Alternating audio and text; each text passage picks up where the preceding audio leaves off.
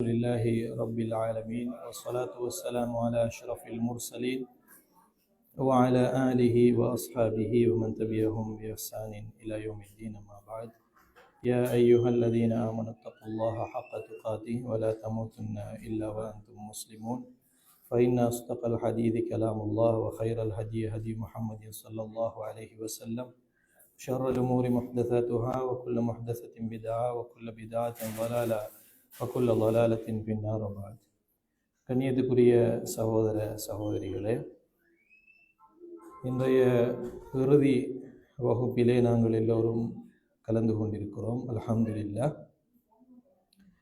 இந்த இறுதி வகுப்பை நாங்கள் பயன்படுத்தி ஏற்கனவே நாங்கள் பேசிய ஒரு விடயத்தை சற்று கூடுதலாக சொல்லுமாறு சில சகோதரர்கள் கூறியிருக்கிற காரணத்தினால் அதை பேசிவிட்டு அதே போன்று நாங்கள் நேரம் இருக்கிற அடிப்படையில் ஏதாவது கேள்விகள் இருந்தால் அதை நாங்கள் பேசிக்கொள்ளலாம் இன்ஷா அல்லாஹ். அதாவது, பெண்கள் அணியக்கூடிய நகைகள் சம்பந்தமாக அதிலே ஜகாத் இல்லை அப்படிங்கிற ஒரு விஷயத்தை நாங்கள் ஏற்கனவே கூறியிருந்தோம்.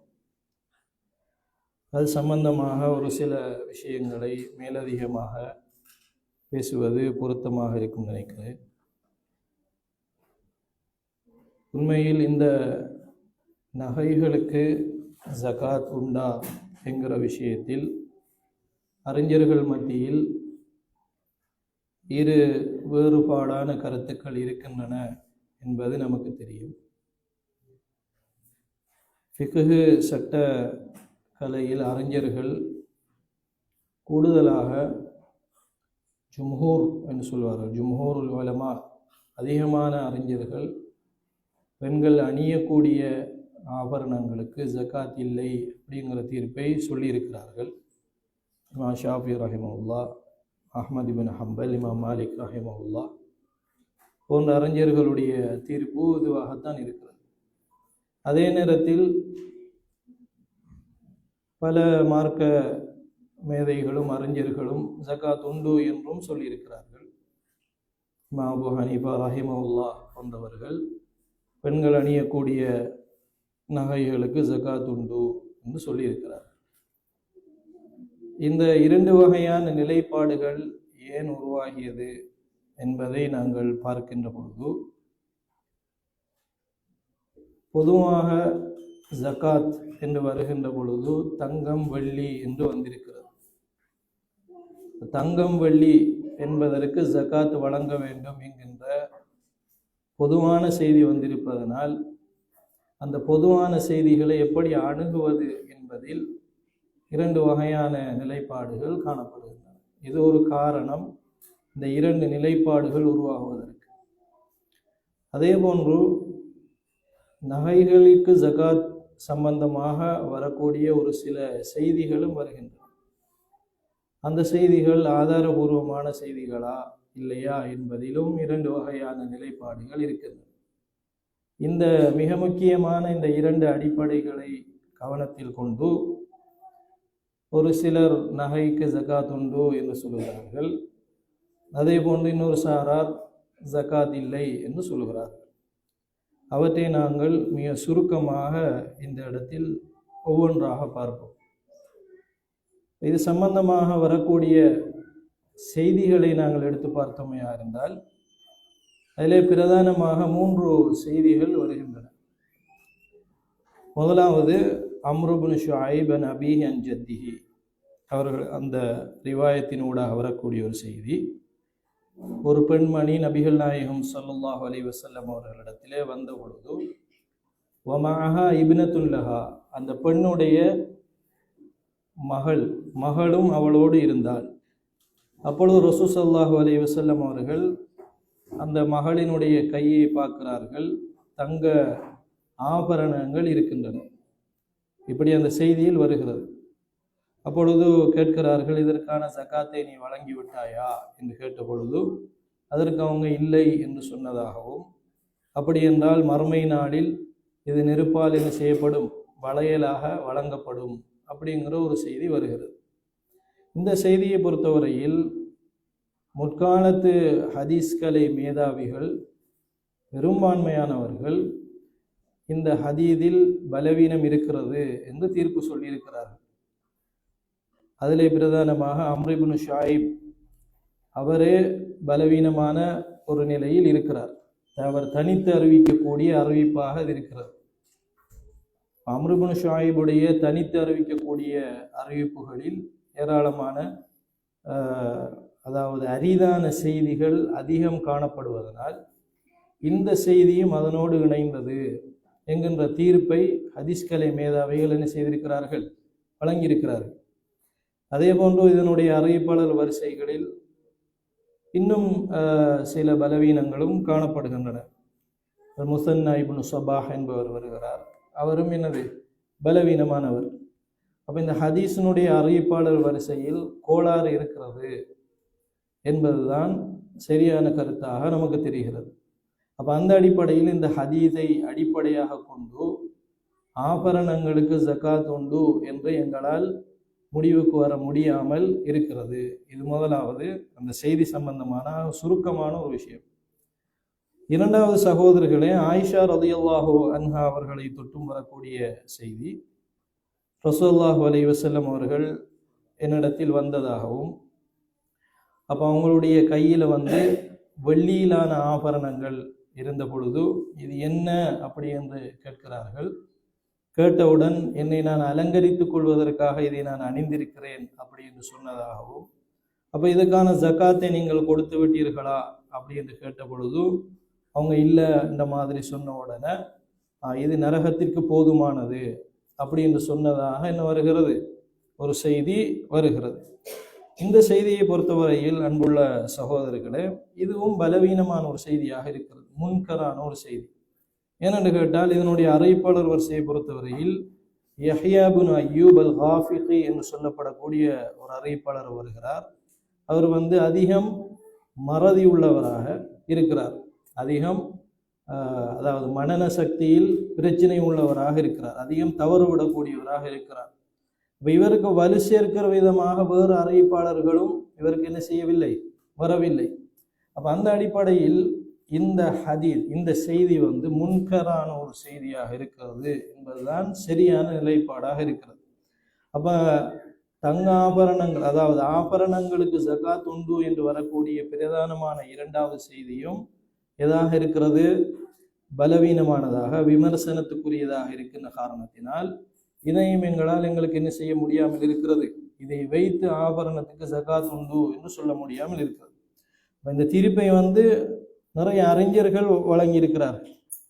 பைஹகி ரஹிமஹுல்லாஹ் அது போன்று பல அறிஞர்கள் இந்த செய்தி பலவீனமான செய்தி என்று சொல்லியிருக்கிறார். அப்போ நாங்கள் ஒரு சட்டத்தை எடுப்பதாக இருந்தால் ஆதாரம் எதாக இருக்க வேண்டும், அறிவிப்பாளர் வரிசை சகியானதாக இருக்கும் பொழுதுதான் நாங்கள் அதை வைத்து ஒரு சட்டத்தை என்ன செய்ய முடியும், எடுக்க முடியும். அப்போ இந்த செய்தியும் பலவீனமான ஒரு செய்தியாக இருக்கிற காரணத்தை இதையும் எங்களுக்கு எடுக்க முடியாமல் இருக்கிறது. அதே போன்று மூன்றாவது ஒரு செய்தி வருகிறது. உம்மு சலமா ரலியல்லாஹு அன்ஹா அவர்கள் அறிவிப்பதாக அவங்களை தொட்டும் வரக்கூடிய ஒரு செய்தி. அந்த செய்தியும் இதே மாதிரி ஒரு செய்தியாகத்தான் வருகிறது. அதாவது எதுவெல்லாம் ஆபரணமாக இருக்கிறதை காட்டி இதுக்கும் ஜக்காத் உண்டா என்று கேட்கப்பட்டோன்னா, ஆமாம் இதுக்கும் ஜக்காத் உண்டு, இது ஜக்காத்து கொடுக்காமல் இருக்கின்ற காலமெல்லாம் இது கன்ஸாகவே இருக்கும். அந்த குர்ஆன் வசனத்தில் வர மாதிரி அந்த யார் ஜக்காத்து கொடுக்கலையோ அவங்களுக்கு ஒத்தனம் போடப்படும் இந்த மாதிரி செய்தி வருகிறது குர்ஆன் வசனம். அதை நான் சொல்லுவேன் இன்ஷா அல்லாஹ். அந்த மாதிரி ஒரு அந்த ஆபரணத்தோடு தொடர்படுத்தி இந்த செய்தி வருகிறது. அப்போ இதையும் ஆபரணத்துக்கு என்ன உண்டு, ஜகாத் உண்டு என்று சொல்லக்கூடியவர்கள் எதாக காட்டுகிறார்கள், ஆதாரமாக காட்டுகிறார்கள். இந்த செய்தியும் பலவீனமான செய்தியாக இருக்கிறதை நாங்கள் பார்க்கலாம். இதில் இப்னு பஷீர் என்பவர் வருகிறார். அவர் ஹதீஸை அறிவிப்பதில் ஆக குறைவானவராக இருக்கிறார். அதே மாதிரி சாபித் இப்னு அஜ்லான் என்பவர் வருகிறார். அவரும் பலவீனமானவராக இருக்கிறார். அதே மாதிரி அத்தா இப்னு ரபாஹ் அவர்கள் அறிவிக்கக்கூடிய செய்தி முர்சலான செய்தியாக இருக்கிறது, விடுபடக்கூடிய செய்தி. இதெல்லாம் கேள்விப்பட்டிருக்கீங்களா, எப்படியான சொற்கள், முர்சல் இந்த மாதிரியான, இதெல்லாம் அறிவிப்பாளர் வரிசையில் உள்ள விமர்சனங்களோடு தொடர்படக்கூடிய விஷயங்கள். அப்போ நாங்கள் சுருக்கமாக இந்த இடத்துல பதிவு செய்ய முடியுமான விஷயம் என்னவென்று கேட்டால், பிரதானமாக இந்த ஆபரணத்துக்கு ஜகாத் உண்டு என்று சொல்லி வரக்கூடிய ஹதீஸ்களில் என்ன உண்டு? பலவீனம் இருக்கிற காரணத்தினால் அதை எங்களுக்கு எதுக்கு ஆதாரமாக கொள்ள முடியாமல் இருக்கிறது? ஆபரணங்களுக்கு ஜகாத் உண்டு என்று சொல்வதற்கான போதுமான ஆதாரமாக வலுவான அறிவிப்பாளர் வரிசையை கொண்டதாக இந்த செய்திகள் இல்லை அப்படிங்கிறதை நாங்கள் இதற்கு பதிலாக சொல்லலாம். அதனால தான் ஹாஃபிஸ் இப்னு ரஜப் ரஹிமஹுல்லா அவர்கள் சொல்லுகின்ற பொழுது இந்த விஷயத்தில், அதாவது ஆபரணங்கள் சம்பந்தமாக வரக்கூடிய செய்திகள், அதற்கு ஜகாத் உண்டு என்று சொல்லி வரக்கூடிய செய்திகள் எல்லாமே என்னதாக இருக்கிறது என்று சொல்லி இருக்கிறார்கள், பலவீனமானதாக இருக்கிறது. அதே ஆபரணத்துக்கு ஜகாத் உண்டு என்று வரக்கூடிய செய்தி, ஜகாத் இல்லை என்று வரக்கூடிய செய்தி, இரண்டு தரப்பும் சம்பந்தமாக வரக்கூடிய செய்திகளும் எதாக இருக்கிறது? நபிகளாரோடு தொடர்படுத்தி வரக்கூடிய செய்திகள் பலவீனமானதாக இருக்கின்ற காரணத்தினாலே இவைகள் எதற்கு ஆதாரமாக கொள்ள முடியாது? ஆபரணங்களுக்கு ஜகாத் உண்டு என்பதற்கான போதுமான வலுவான ஆதாரமாக இல்லை அப்படின்னு சொல்லுகிறார்கள். அப்ப இந்த அடிப்படையில் தான் நான் உங்களுக்கு ஏற்கனவே ஒரு தீர்ப்பை நம்ம முடிவை சொல்லியிருந்தேன். ஆபரணங்களுக்கு என்ன இல்லை என்று, ஜகாத் இல்லை என்று நாங்கள் சொல்லியிருந்தோம். அதுல அடுத்த மிக முக்கியமான ஒரு விஷயம் என்னவென்று கேட்டால், அதாவது பொதுவாக ஜகாத்தினுடைய அடிப்படை என்ன? ஃபில் அம்வாலி நாமியா, எந்த செல்வம் வளர்ச்சி அடையக்கூடியதாக இருக்கிறதோ அதில் தான் என்ன உண்டு? ஜகாத் உண்டு என்று சொல்லியிருந்தோம். இப்போ இந்த காயிதை, இந்த விதி ஜகாத்துடைய பாடத்தில் மிக அடிப்படையான ஒரு விதி. எந்த விதி? வளர்ச்சி அடைவதற்குரிய பொருள்களில் தான் என்ன உண்டு? ஜகாத் உண்டு என்பது ஜகாத்தினுடைய பாடத்தில் மிக அடிப்படையான ஒரு விதியாக இருக்கிறது. அப்ப இந்த விதியை தாண்டி எதுவுமே எதற்குள் வரமாட்டாது? ஜகாத்துக்குரிய செல்வங்களுக்குள் வரமாட்டாது. அப்ப வளர்ச்சி அடையக்கூடியதாக இருக்க வேண்டும், அதுல ஒரு செல்வமாக அது அமைந்திருக்க வேண்டும். அப்படியான மாதிரியான நமா உள்ள பொருளாதாரத்துல தான் என்ன வரும்? ஜகாத் என்பது வரும். அந்த அடிப்படையில் இந்த விதி இதுல முஜ்மாவுன் அலைஹி, இதுல எந்த கருத்து வேறுபாடும் இல்லை. எதுல? வளர்ச்சி அடையக்கூடிய பொருளில் தான் என்ன உண்டு? ஜகாத் உண்டு என்ற அந்த விதியில் எந்த விதமான கருத்து வேறுபாடும் யாருக்கும் கிடையாது. என்ற ஜகாத்துடைய பாடத்தில் எல்லாரும் ஏற்றுக்கொண்ட ஒரு விதி. அப்ப அந்த அடிப்படையில் நாங்கள் பார்த்தாலும் இந்த விதியில் இருந்து ஆபரணங்கள் சற்று விலகி இருக்கிறது. இந்த விதிக்குள் உள் வரக்கூடியதாக இல்லை. என்ன காரணம்? ஒரு அணியக்கூடிய ஆடையாக இருக்கலாம், ஆபரணமாக இருக்கலாம், அதுல என்ன ஷர்த்து இல்லாமல் போகிறது? என்ன ஷர்த்து இல்லாமல் போகிறது? நமா, அபிவிருத்தி அப்படிங்கிற வளர்ச்சிங்கிற ஷர்த்து அதில் இல்லாமல் போகிறது. நாளாந்தும் உபயோகப்படுத்தப்படுகின்ற ஒரு பொருளாக அது இருக்கின்ற காரணத்தினால், அப்ப ஜகாத்துடைய பாடத்தில் சொல்லப்படுகின்ற அந்த அடிப்படை விதி, எந்த கருத்து வேறுபாடும் இல்லாத அடிப்படை விதிக்கு என்ன மாற்றமாக இருக்கிறது? ஆபரணங்களை அந்த விதிக்குள் என்ன செய்ய இயலாமல் இருக்கிறது? கொண்டு வர முடியாமல் இருக்கிறது. ஏன்னா அந்த விதியில கருத்து வேறுபாடு இல்லை. இப்போ ஆபரணத்துல ஜக்காத் இருக்கா இல்லையாங்கிறதுல என்ன இருக்குது? கருத்து வேறுபாடு இருக்குது. இந்த விதியில கருத்து வேறுபாடு இருக்குதா? இல்லை. அப்ப நாங்க ஒப்பிட்ட அளவுல பார்த்தா எதை நாங்க முற்படுத்த வேண்டியிருக்கு? கருத்து வேறுபாடு இல்லாத விஷயத்தை தான் முற்படுத்த வேண்டியிருக்கிறது. அது சட்டக்கலையின் அடிப்படையில் நாங்க அப்ப அந்த அடிப்படையில் எது விலகிறது? ஆபரணங்கள் இந்த சப்ஜெக்டுக்குள் உள் வாங்காமல் இருக்கின்ற காரணத்தினாலும் எதுல ஜகாத் இல்லை? ஆபரணங்களில் ஜகாத் இல்லை அப்படிங்கிற ஒரு விஷயத்தை நாங்க சொல்லியிருந்தோம். அன்புள்ள சகோதர சகோதரிகளே, அப்ப அந்த அடிப்படையில் அது குர்ஆன் வசனம் ஒன்று வருகிறது. என்ன குர்ஆன் வசனம் வருகிறது? வல்லதீன யக்னிஸூன الذهب والفضة ولا ينفقونها في سبيل الله وبشرهم بعذاب أليم அப்படிங்கிற ஒரு குர்ஆன் வசனம் வருகிறது. இது ஆபரணங்கள், தங்க நகைகளுக்கு ஜகாத் உண்டு என்று சொல்லக்கூடியவர்கள் வைக்கக்கூடிய மிக பிரதானமான ஒரு ஆதாரம். இந்த ஆதாரம் வல்லதீன யக்னிஸூன الذهب والفضة, யார் தங்கத்தையும் வெள்ளியையும் சேமித்து வைக்கிறார்களோ, வலா யுன்ஃபிகூனஹா ஃபீ சபீலில்லாஹி, அல்லாஹ்வுடைய பாதையில் அதை செலவு செய்யாமல் யாரெல்லாம் இருக்கிறார்களோ அவர்களுக்கு நொம்பலமான வேதனை உண்டு என்று நீங்கள் சொல்வீராக அப்படிங்கிற வசனம் வருகிறது. யௌம யுஹ்மா அலைஹா ஃபீ நாரி ஜஹன்னம வதுக்வா பிஹா ஜிபாஹும் வஜுனூபும், ஒத்தனங்கள் போடப்படும் என்கிற அந்த குர்ஆன் வசனம் வருகிறது. அப்ப அந்த குர்ஆன் வசனத்தில் தங்கம் வெள்ளி என்று வந்திருக்கிறது என்கிற அந்த விஷயத்தை அடிப்படையாக கொண்டு நகைகளுக்கும் என்ன உண்டு என்று சிலர் சொல்லுகிறார்கள், ஜகாத் உண்டு என்று சொல்லுகிறார்கள். இதுல வந்து ரெண்டு மிக முக்கியமான விஷயம் இருக்கிறது. ஒன்னென்ன, தங்கம் வெள்ளி என்பது இந்த குர்ஆன் வசனத்திலோ அதே மாதிரி ஹதீதுகளிலோ பொதுவாகத்தான் என்னது வந்திருக்கிறது. இதுக்கு சொல்லுவாங்க அல் உமூமாத். இதுக்கு என்ன சொல்லுவாங்க? பொதுவானவைகள்னு சொல்லுவாங்க. பொதுவான ஒன்றுக்குள் குறிப்பான தன்மையுள்ள ஒரு விஷயத்தை கொண்டு வருவதாக இருந்தால், தங்கம் வெள்ளிங்கிறது என்ன, ஒரு பொது, அதிலிருந்து குறிப்பான ஒன்றுதான் ஆபரணம் என்கிறது. அப்ப அந்த பொதுக்குள் நாங்கள் குறிப்பான ஒரு விஷயத்தை கொண்டு வந்து ஜாயின் பண்றதாக இருந்தால் அதற்கு தனியே என்ன தேவைப்படும்? எங்களுக்கு ஆதாரம் தேவைப்படும். ஒரு பொதுக்குள் குறிப்பிட்ட ஒரு தன்மை உள்ள ஒன்றை கொண்டு வந்து நாங்கள் சேர்ப்பதாக இருந்தால் அப்ப அதற்கு என்ன அவசியப்படும்? ஆதாரம் அவசியப்படும். இந்த குர்ஆன் வசனமாக இருந்தாலும் சரி, மாமின் சாஹிபி தஹபின் வலா ஃபில்லத்தின், மறுமை நாளில் விசாரிக்கின்ற பொழுது தங்கம் வெள்ளி குறியால் வந்து அதற்குரிய ஹக்கை கொடுக்காமல் இருந்தால் அவங்களுக்கு தண்டனை கொண்டு வரக்கூடிய ஹதீதுகள் எல்லாமே எப்படி வருகிறது என்றால் உமூமாத், அதெல்லாம் எப்படிதான் வருகிறது? பொதுவாகத்தான் வருகிறது. அப்ப அந்த பொதுக்குள்ள ஹுல்லி ஆபரணம் என்கிறதை நாங்கள் கொண்டு வருவதாக இருந்தால் அதற்கு என்ன அவசியப்படும்? எங்களுக்கு நேரடியான ஒரு நஸ் ஆதாரம் என்று ஒன்று அவசியப்படும். ஆனா இந்த இடத்துல அப்படி வரவில்லை. இந்த குர்ஆன் வசனமா இருந்தாலும் சரி, ஹதீதாக இருந்தாலும் சரி, அது எதுவாகத்தான் வருகிறது? பொதுவாகத்தான் வருகிறதே ஒழிய குறிப்பாக ஆபரணத்துக்கு என்ற ஒரு செய்தியாக இந்த குர்ஆன் வசனமோ ஹதீதோ என்ன செய்யவில்லை, வரவில்லை. அப்ப அந்த அடிப்படையிலும் ஆபரணத்தை எதனோடு தொடர்புபடுத்த முடியாது, எங்களுக்கு இந்த குர்ஆன் வசனத்தினுள் உள்வாங்க முடியாது என்கிறது முதலாவது விஷயம். இரண்டாவது என்ன, இந்த குர்ஆன் வசனத்தை பாருங்கள், யக்னிசூன ذهب والفضة, தங்கத்தையும் வெள்ளியையும் சேமித்து வைக்கங்கிறதான் விஷயம்தான் வருகிறது. சேமித்து வைக்கக்கூடியவர்கள்.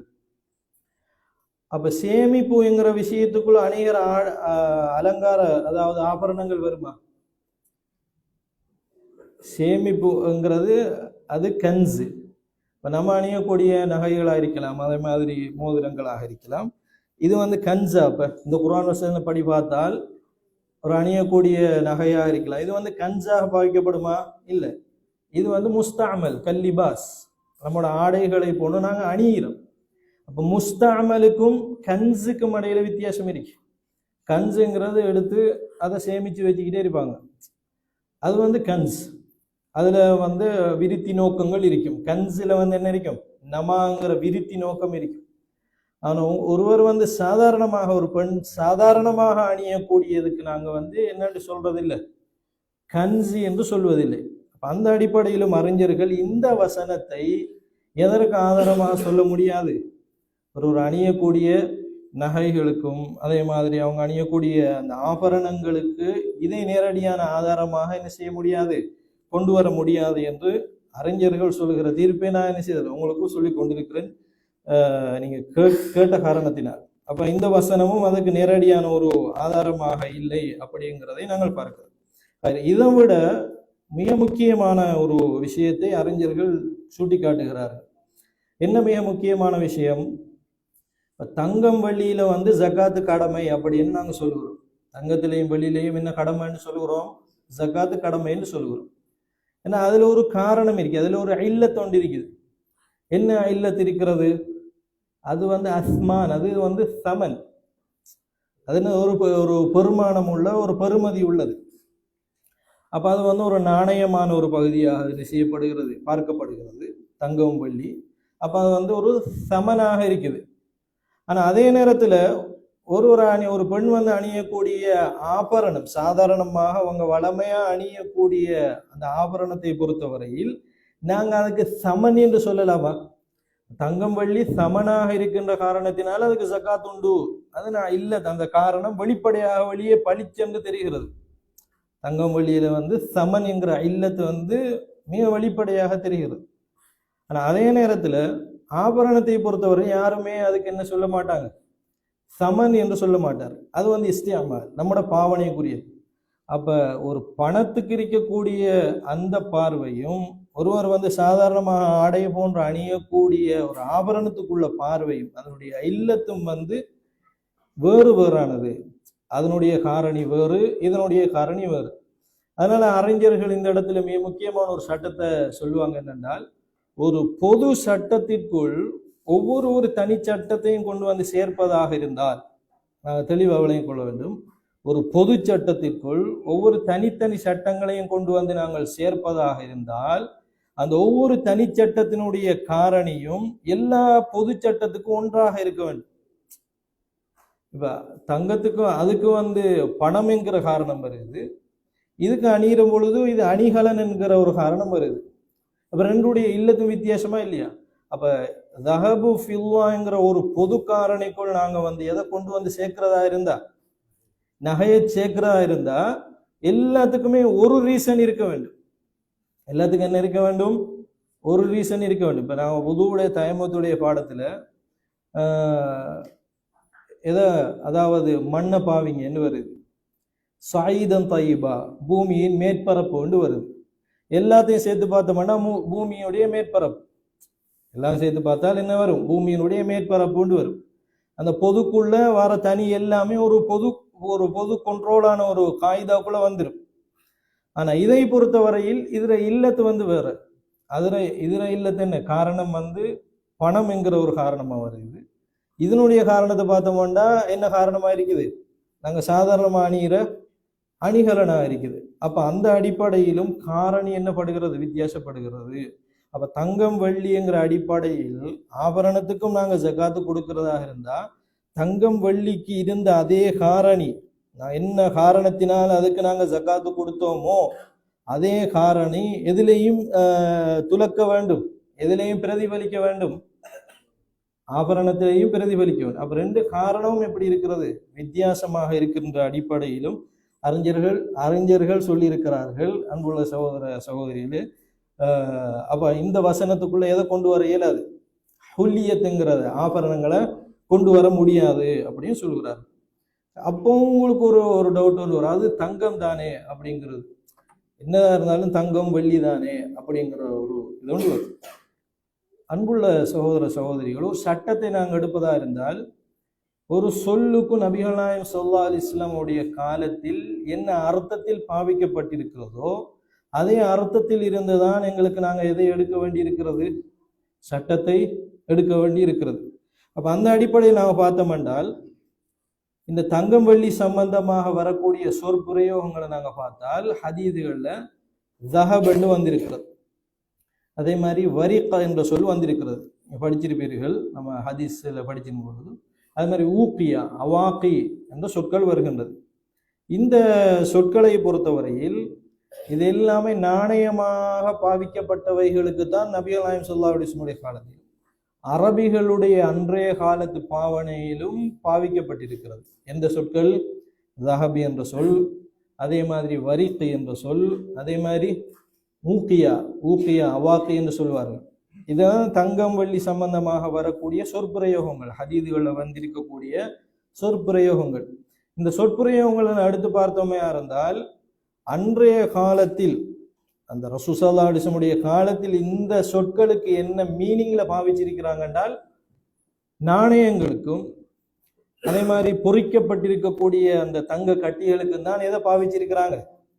இந்த தஹபையும் வரிக்குங்கிறதையும் பாவிச்சிருக்காங்க. இது நானாக சொல்லவில்லை, மொழி வல்லுநர்கள், ஹதீஸினுடைய விரிவுரையாளர்கள் எல்லாம் சொல்லியிருக்கிறார். உதாரணமாக அபு உபைத் இப்னு சல்லாம் என்கிற ஒரு மிகப்பெரிய ஒரு அறிஞர், அவர் சொல்லுகிறார், லா அலமு ஹாதல் இஸ்ம ஃபில் கலாமில் மஅகூல் இந்தல் அரபி யகூலு இல்லா அலல் வரிகில் மன்கூஷதி.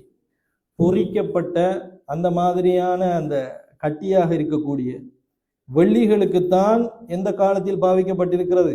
அரபிகளுடைய அந்த வளமையான பாவனை முறை அப்படியே தான் இருந்திருக்கிறது. அப்ப நாங்க வந்து வரிக்கு என்று சொன்ன உடனேயே ஒரு அணியக்கூடிய மோதிரம் என்று எங்களுக்கு விளங்க இயலாது. மொழியிலேயே அதுக்கு வந்து இடம் இல்லாமல் இருக்கிறது. அப்ப நாங்க சட்டம் எடுக்கிறதுல மிக முக்கியமான ஒரு அளவுகோல் எது? மொழியினுடைய நேரடி பொருள் இருந்துதான் நாங்க எதை எடுப்போம்? சட்டத்தை எடுப்போம். நம்ம இன்ஷா அல்லாஹ் சட்டக்கலைங்கிற ஒரு பகுதியை படிச்சோம்னா இந்த சட்டத்தை எடுக்கிற முறைகள் இருக்குது. மொழியிலிருந்து நாங்க என்ன எடுக்க வேண்டி இருக்குது? அதே மாதிரி பாருங்க, வக்கதாலிக்கல் அவாக்கி, ஊக்கியாண்டு நீங்க ஹதீஸ்ல படிச்சிருப்பீங்க, நாங்க இந்த புலூல் மரம் பாடத்துல படிச்சுக்கிறோம். லைஸ மஅனாஹ இல்ல தராஹிம், திர்ஹம்களுக்கு தான் என்ன சொல் பாவனையில் உண்டு, ஊக்கியா என்பது உண்டு. அப்போ ஊக்கியா என்றாலும் அதே மாதிரி ஏனைய தங்கப்பள்ளி சம்பந்தமா வரக்கூடிய எல்லாமே அன்றைய காலத்துல பெரும்பாலும் எதனோடு தொடர்படுத்தி பாவிக்கப்பட்டிருக்கிறது என்றால் நாணயங்களோடு தொடர்புபடுத்தி தான் பாவிக்கப்பட்டிருக்கு. அப்ப தங்கம் என்ற உடனே நாம அதை கொண்டு போய் எதனோடு டச் பண்ண முடியாது, ஆபரணத்தோடும் டச் பண்ண முடியாது அப்படிங்கிறதை நாங்கள் புரிந்து கொள்ளலாம். அதே மாதிரி தான் இப்னு ஹுசைமா ரஹிமஹுல்லா அவர்கள் தன்னுடைய சஹீஹ் இப்னு ஹுசைமாவில் சொல்லுகின்ற பொழுது, இஸ்முல் வரிக், இந்த வரிக்குங்கிற மாதிரியான வெள்ளி மாதிரியான சொற்கள் லா யகஉ அலல் ஹுலி, ஆபரணத்துக்கு பொருந்தாது என்று சொல்லுகிறார்.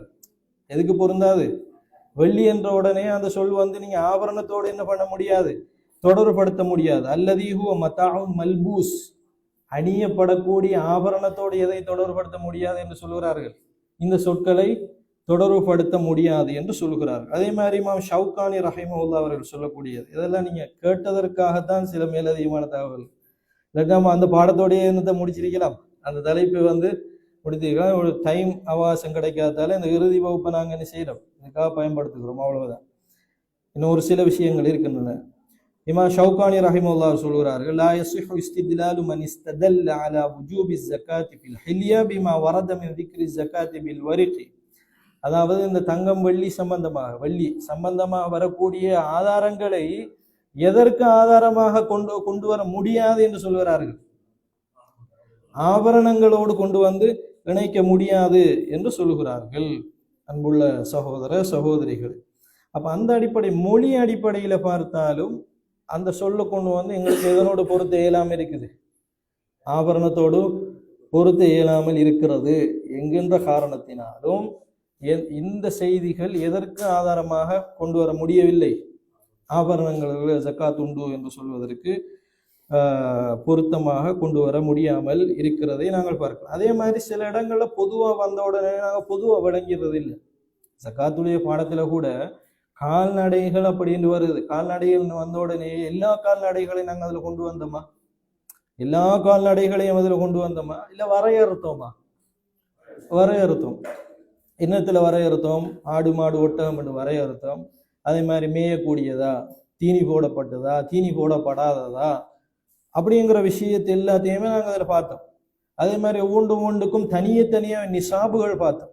ஆனால் ஜக்காத்துல வந்து ஒரு பொருளுக்கு ஜக்காத் இருக்குன்னு சொன்னால் அப்ப அதுக்கு என்ன நிசாபுங்கிற ஒரு கேள்வி கொண்டு வரும். அப்படித்தானே? ஒவ்வொரு தனி எண்களுக்கும் தனித்தனியே நாங்க ஜக்காத்தை பத்தி சொல்றதாக இருந்தால் அப்ப அதுல நியாயம் என்ன, அதுக்கு என்ன தேவைப்படும் எங்களுக்கு, அதுல அளவு என்ன, அது இவ்வளவு அளவுக்கு வந்தா இவ்வளவு கொடுக்கணும், அதுக்கு நிசாப் என்னங்கிற கேள்விக்கெல்லாம் விட வரணுமா இல்லையா? விட வரணும். அப்ப சில விஷயங்களை வந்து நாங்க பொதுவாக புரிந்து கொள்வதில்லை. அப்ப அதுல நாங்க சில வரையறைகளை வைத்துத்தான் என்ன பண்ணுகிறோம், புரிந்து கொள்கிறோம். அதே மாதிரிதான் கால்நடைகளை நாங்க புரிந்து கொள்வதை போலவே தங்கம் வெள்ளி என்ற உடனே அதனோடு தொடர்படக்கூடிய எல்லாவற்றையும் அதுல எங்களுக்கு என்ன செய்ய முடியாமல் இருக்கிறது, கொண்டு வர முடியாமல் இருக்கிறது. சில வரையறைகளோடு தான் எங்களுக்கு அதை என்ன பண்ண முடியும், புரிந்து கொள்ள முடியுமாக இருக்கிறது. அப்படி நாங்க சொல்வதாக இருந்தால் எங்களுக்கு கூடுதலான ஆதாரம் தேவைப்படும். லா தக்ஃபில் உமூமாத், சில பொதுவான ஆதாரங்களை மட்டும் வைத்துக்கொண்டு எல்லாத்துக்குமே எங்களுக்கு என்ன பண்ண முடியாது, சட்டம் கொண்டு வருவது முடியாது. அப்ப சில அளவு இருக்குது. அப்ப அந்த அளவுக்கு, போதுமான அளவுக்கு, மன திருப்தி வர அளவுக்கு எங்களுக்கு என்ன தேவைப்படும், ஆதாரம் தேவைப்படும். சரியா? முடியக்குள்ள வரீங்க பேசிட்டு. அப்ப அந்த பொது ஆதாரங்களை இப்படியான தனி மோதிரத்துக்கு அதே மாதிரி நகைக்கு என்று தனித்தனியாக எங்களுக்கு கொண்டு வர முடியாமல் இருக்கிறது. அதை நாங்க இந்த இடத்துல என்ன செய்து கொள்ள வேண்டும், விளங்கி கொள்ள வேண்டும் என்கிற ஒரு விஷயத்தை சொல்லிக்கொண்டு, அதே நேரத்தில் இந்த செய்தி ஒரு வாதத்திற்கு, நான் எத்தனை ஹதீஸ் சொன்னேன் இது சம்பந்தமாக, செய்திகள் 3 செய்தி சொன்னேன். என்ன, ஒன்று ஆயிஷா ரலியல்லாஹு, அடுத்தது என்ன அம்ரு இப்னு ஷுஐப், அடுத்தது வந்து உம்மு சலமா. இந்த 3 செய்திகளையும் அறிஞர்கள் வந்து இன்னொரு கோணத்துல திறனாய்வு செஞ்சிருக்காங்க. அறிவிப்பாளர் வரிசையை பத்தி நான் உங்களுக்கு சுருக்கமா சொல்லியிருந்தேன். அது இல்லாமல் இதில் சொல்லப்படக்கூடிய கருத்துக்கள் வைத்து என்ன பண்ணியிருக்கிறாங்க, சில விமர்சனங்களை கொண்டு வந்திருக்கிறாங்க. அதுல முதலாவது பாருங்க, இந்த ஜக்காத்து கொடுத்தியா அப்படின்னு கேட்ட உடனே அதை கலத்தி ஜக்காத்தாக போட்டு விட்டார்கள் அப்படிங்கிற ஒரு செய்தி அந்த செய்தியில் வருகிறது. இப்ப கேள்வி என்னன்னா, ஒரு நகையில ஜக்காத்து கடமையானா முழுவதும் எப்படி ஜக்காத்தாக வரும்? இந்த விமர்சனத்தை அறிஞர்கள் இந்த ஹதீஸ் சம்பந்தமா வைத்திருக்கிறார். நாங்கள் ஆதாரம் மட்டும் எடுத்துக்கிட்டாலும், உதாரணமா ஒரு போட்டிருக்கக்கூடிய நகைக்கு ஜக்காத்து கொடுக்கலையான்னு கேட்ட உடனே கலத்தி அப்படி போட்டுட்டான்னு வச்சுக்குவோம். அது எப்படி முழுவதும் ஜக்காத்தாக வரும்? எதற்கு ஜக்காத்து கொடுத்து விட்டாயா என்று கேட்டால் அதிலிருந்து ஒரு பகுதி தானே ஜக்காத்தாக வரும். முழுவதுமாக எப்படி ஜக்காத்து வந்தது அப்படிங்கிற ஒரு கேள்வியை அறிஞர்கள் வைக்கிறார். அப்ப மத்தன்லையும் என்ன இருக்கிறது? மத்தன் என்று சொன்னால் என்ன?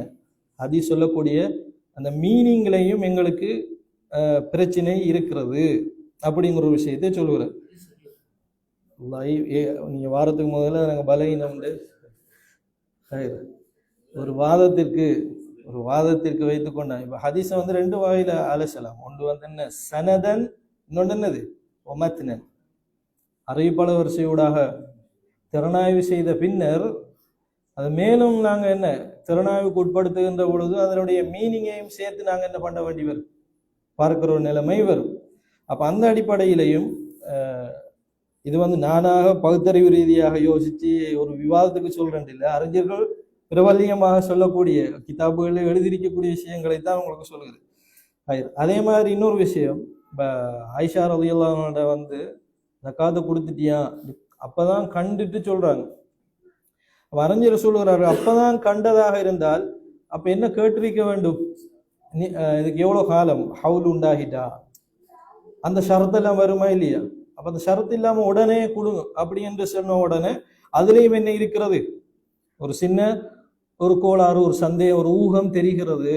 ஏனென்றால் அப்படி தங்கம் வெள்ளிக்கு ஜக்காத்து கடமைன்ற பொதுச்சாட்டத்தின் அடிப்படையில பார்த்தோமே இருந்தா அப்ப இதுக்கும் என்ன நிபந்தனை ஆக்கி இருக்க வேண்டும்? வருடம் என்பது நிபந்தனையாக இருந்திருக்க வேண்டும். அப்ப கேள்வி எப்படி வந்திருக்க வேண்டும்?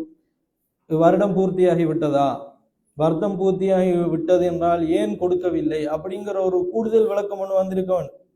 என்றால் ஹதீதுகளுடைய இயல்பு என்னென்றால் சகோதரிகளே, ஒரு இடத்துல விளக்கம் தேவைப்படுற நேரத்துல சுருக்கமா இருக்காது ஹதீஸ். ஒரு இடத்துல விளக்கம் தேவைப்படுகின்ற இடத்தில் லா யுஅஹிர் அல் பயான், அதற்கான தெளிவை கொடுக்கறதுக்கு வந்து எப்பொழுதுமே ஹதீஸ் பின்னுக்கு இருக்காது.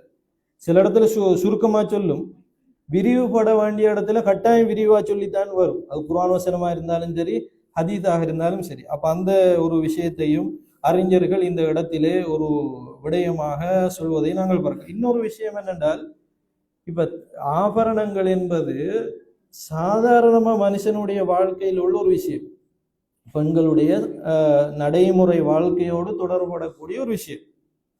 அப்ப அப்படியான ஒரு விஷயத்திற்கு ஒரு சில தனி நபர்களோடு மாத்திரமே தான் இந்த செய்திகள் வருகின்றன. அதையும் அறிஞர்கள் சொல்கிறார். யாரோடு மாத்திரம் தொடர்படுத்தி? ஒரு பெண்ணை கண்டார்கள், ஒரு பெண்ணுடைய மகளை பார்த்தார்கள், மகளுடைய கையில் என்ன இருப்பதாக பார்த்தார்கள், ஒரு ஆபரணம் இருப்பதாக பார்த்தார்கள், அதற்கு நீ கொடுத்து விட்டேன்னு கேட்டார்கள். இப்படித்தான் வருகிறது. அவன் செய்திகளை பார்க்கும் பொழுது ஒரு அரிதான ஒரு தகவலோடு அமைந்த ஒரு செய்தியா இருக்கிறது. அதே நேரத்தில் இந்த பிரச்சனை அரிதாக வரக்கூடிய ஒரு பிரச்சனை இல்லை, மனிதனுடைய நடைமுறை வாழ்க்கையோடு காலிப் யானி அதிகமாக தொடர்படக்கூடிய ஒரு விஷயம். அப்படி அதிகமாக தொடர்படக்கூடிய ஒரு விஷயத்துக்கு இப்படி ஒரு சில தனிநபர்களோடு மாத்திரம் செய்திகள் வருகின்றன என்றால் அதிலும் என்ன உண்டு என்று அறிஞர்கள் சொல்கிறார்கள், ரூகம் உண்டு. ஏற்கனவே அறிவிப்பாளர் வரிசையில பலவீனம் இருக்கிறதுங்கிறது ஒரு பகுதி. அதே நேரத்தில் என்னுடைய கருத்தை அடிப்படையாக வைத்தும் அறிஞர்கள் என்ன பண்ணியிருக்கிறார்கள், விமர்சனம் செய்திருக்கிறார். அப்ப மக்களுடைய வாழ்க்கையில் அதிகம் புழங்கக்கூடிய நகைகளுக்கு வந்து தாராளமான சட்டங்கள் சொல்லப்பட்டிருக்க வேண்டும், தாராளமான சட்டங்கள் ஹதீதுகளை வந்திருக்க வேண்டும்.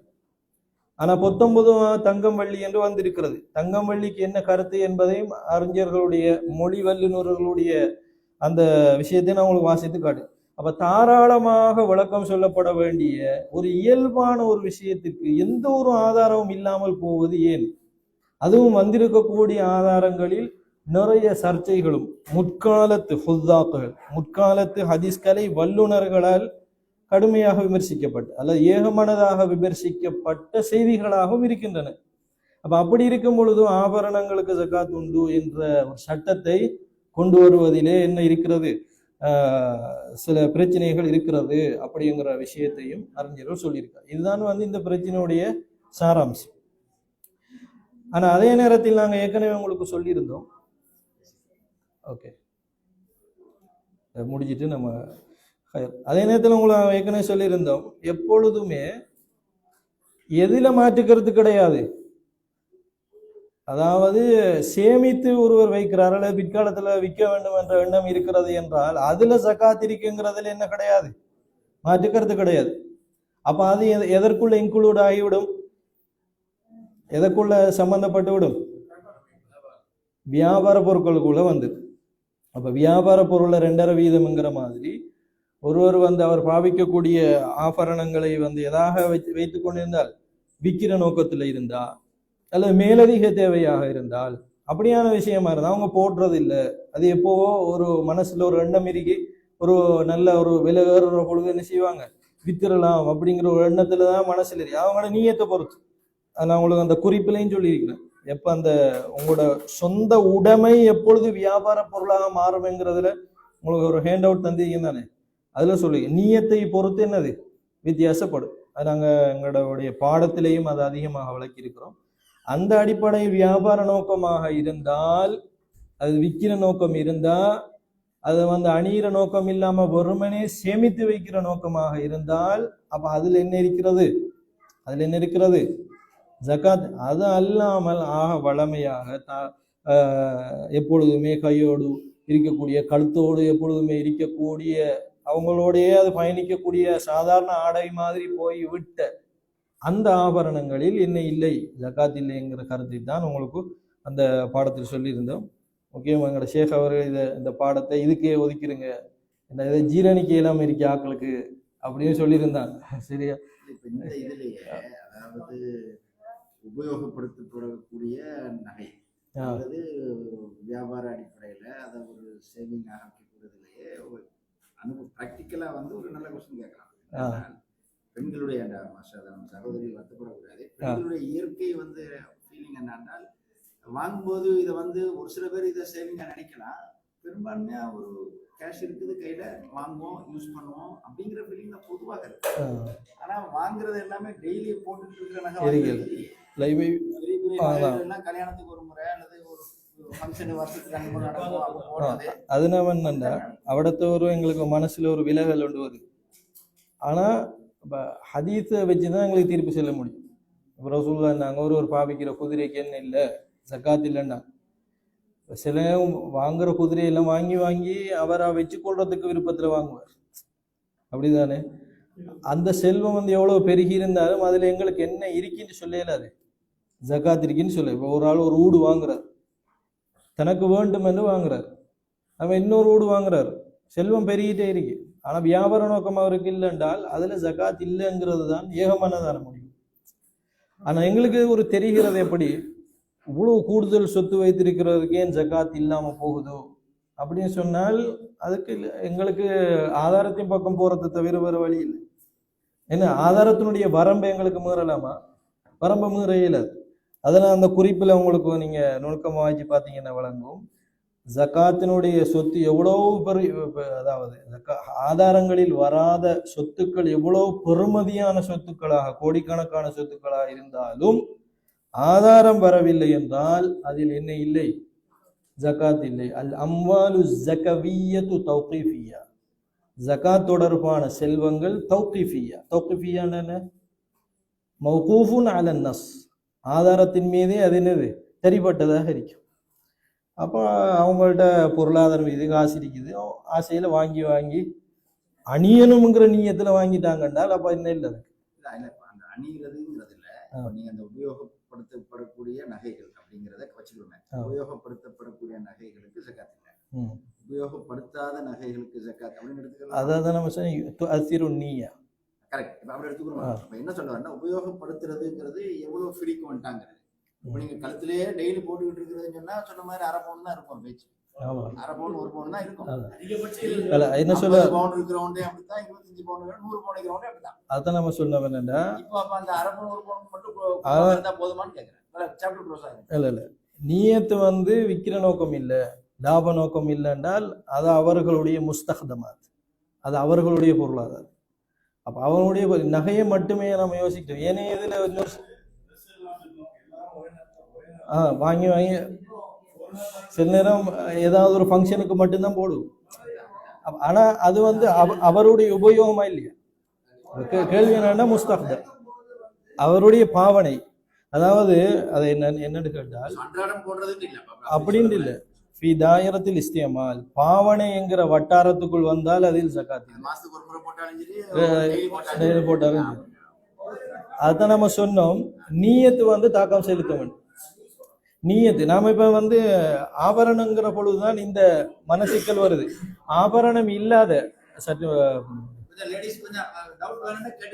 ஆபரணங்கள் இல்லாத சொத்துக்களுக்கு நாங்க ஒரு பார்வையும் ஆபரணத்துக்கு மட்டும் ஒரு பார்வை எப்படி வைக்கலாம்? இப்ப எத்தனையோ வளவுகள் வாங்கி போடுறீங்க, அதுல கேட்ட ஜகாத் இல்லைன்னு சொல்லுவீங்க. லேண்டு எத்தனையோ லேண்டு, அசையும் சொத்து அசையா சொத்து எதுவாக இருந்தாலும் உங்களுடைய பாவனைக்கானதாக இருந்தால் யூசேஜ் அதை நீங்க ஒரு தரம் பாவித்தாலும் சரி அல்லது விட்டுட்டு பாவித்தாலும் சரி, உங்களுடைய பாவனைக்குரியதாக இருந்தால் அது ஜகாத் இல்லை. ஏனென்றால் பாவனைக்குரியதில் ஜகாத் இல்லை என்பது ஜகாத்தினுடைய பாடத்தில் எந்த கருத்து வேறுபாடும் இல்லாத அடிப்படையான விதி. இந்த விதியை உடைக்கிறதா இருந்தால் நமக்கு என்ன தேவைப்படும்? இப்ப இந்த இடத்துல வந்து எங்களுக்கு மனசுல நெருடல்கள் வாரதையோ அல்லது வந்து இருக்குது கொடுக்காம இருக்கிறோமேங்கிற எண்ணம் வாரதையோ நாங்க எதாக எடுக்க முடியாது, ஒரு சட்ட தீர்ப்பாக எடுக்க முடியாது. இந்த நெருடலின் காரணமாகத்தான் ஒரு சில அறிஞர்கள் என்ன சொன்னாங்கன்னா, பேணுதலுக்காக கொடுங்கன்னாங்க. பேணுதலுக்காக கொடுங்கன்னாங்க. சரி, பேணுதலுக்காக கொடுத்தாலும் வந்து சட்டத்தை எடுக்கல. அதாவது வந்து பேணுதல் எதுக்குள்ள வரமாட்டா, கூடுமா கூடாதா, கொடுக்க வேண்டுமா கொடுக்க கூடாதா அந்த சட்ட தீர்ப்புக்குள் வராது. ஒருவர் கொடுக்க நாடினால் அவர் பேணுதலுக்காக கொடுக்கிறார். அதுக்கு சொல்லுவாங்க ஹுரூஜ மினல் ஹிலாஃப், கருத்து வேறுபாடிலிருந்து வெளியே தப்பிடுவோம், தப்பி கொடுத்து போட்டு இருந்துருவோம் என்றால் அது அவர்களை பொறுத்தது. இப்ப நாங்க பேசுறது என்னது? சட்டத்தை பேசுறோம்.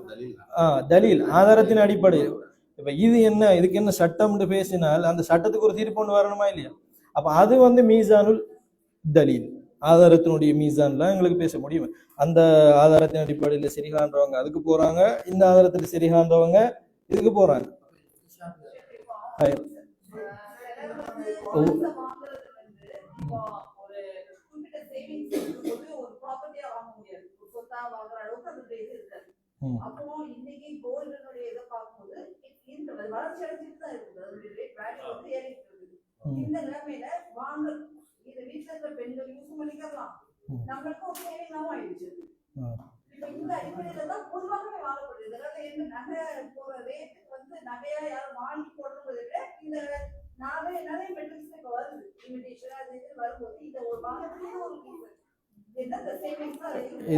இப்படி ஒரு நிலைமையில வாங்கினா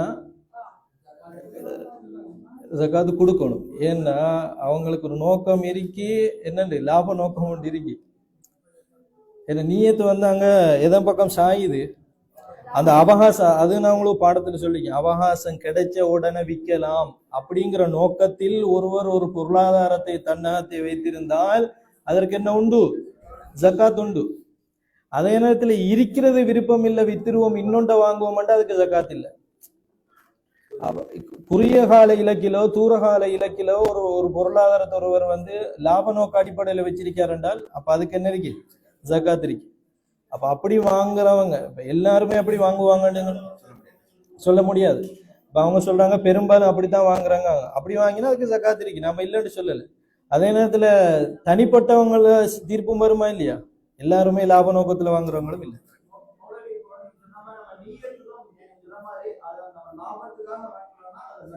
இல்லை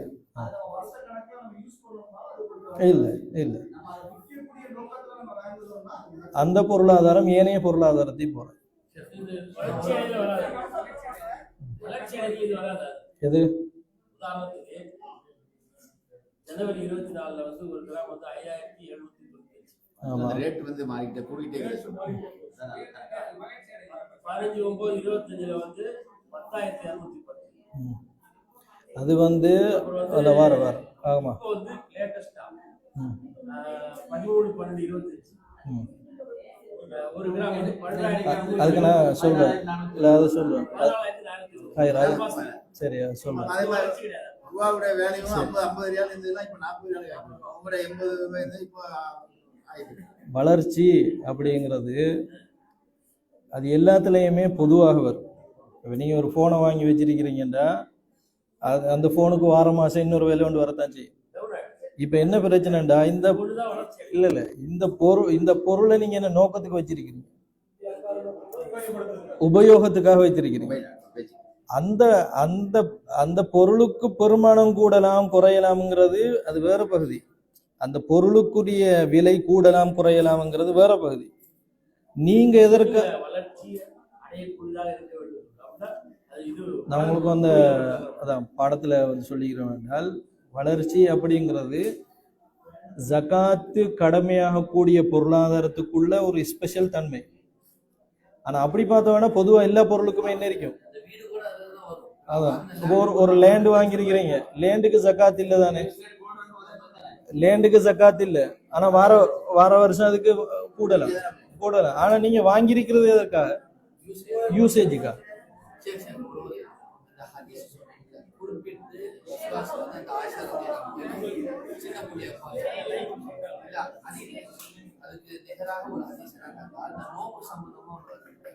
ஒரு பெண் வந்து கொஞ்சம் நில்லமா ஒரு இதை முடிச்சோடனே கேளுங்க. ஹஜ்ஜி நான் வந்து செய்யணும், உங்களோட ஹஜ்ஜி செய்ய விரும்புறதால நான் இந்த நோபல் செய்ய நீங்க என்னோட ஹஜ்ஜி செய்ய சஹாபி பெண்மணி ரசூலுல்லாஹி என்னோட ஹஜ்ஜி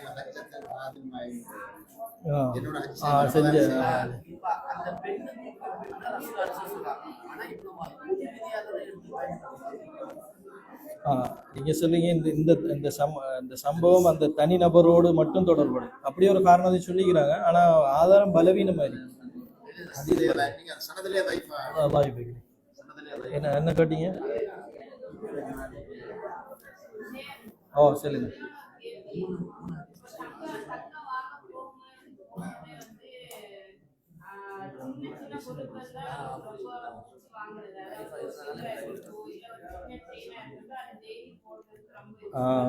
ஓகே